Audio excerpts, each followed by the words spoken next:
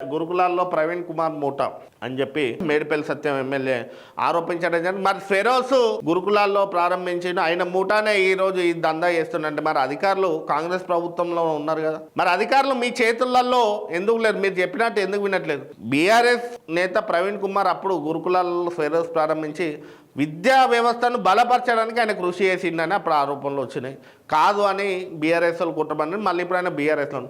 మరి గురుకులాలలో పనిచేసే ఉద్యోగులు మాత్రం కాంగ్రెస్ ప్రభుత్వం ఈ ప్రభుత్వంలోనే కదా పనిచేసేది. మరి ఆయన మూట ఎందుకు ఇంకా పనిచేస్తుంది అంటే కాంగ్రెస్ ప్రభుత్వం చేతగంతనమా? కాంగ్రెస్ ప్రభుత్వం ఇతరుల మూటను పెంచి పోషిస్తుందా? మరి ఈరోజు ఇక్కడ వాళ్ళ మూట వీళ్ళ మూట అంటే అసలు ఈ గురుకులాలలో ఏం జరుగుతుందని ఎందుకు స్పష్టత ఈ ప్రభుత్వం తీసుకోవట్లేదు, ఎమ్మెల్యేలు తీసుకోవట్లేదు, అధికారులు తీసుకోవట్లేదు. బీఆర్ఎస్ కాంగ్రెస్ చేసే రాజకీయాల మధ్య విద్యార్థులు బలి కావాలా?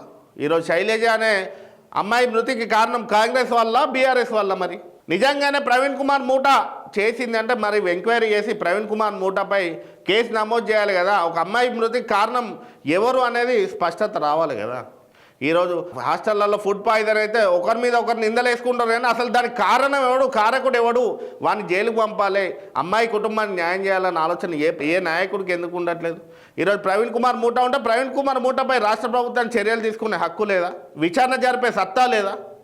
ఒకరి మీద ఒకరు నిందలు వేసుకుంటూ ఈ ఫుడ్ పాయిజన్ కూడా రాజకీయాలు చేసుకుంటూ ఈరోజు రాష్ట్రంలో రాజకీయాలు కాలం గడిపే పరిస్థితి బీఆర్ఎస్ కాంగ్రెస్ నాయకులకు ఉంది.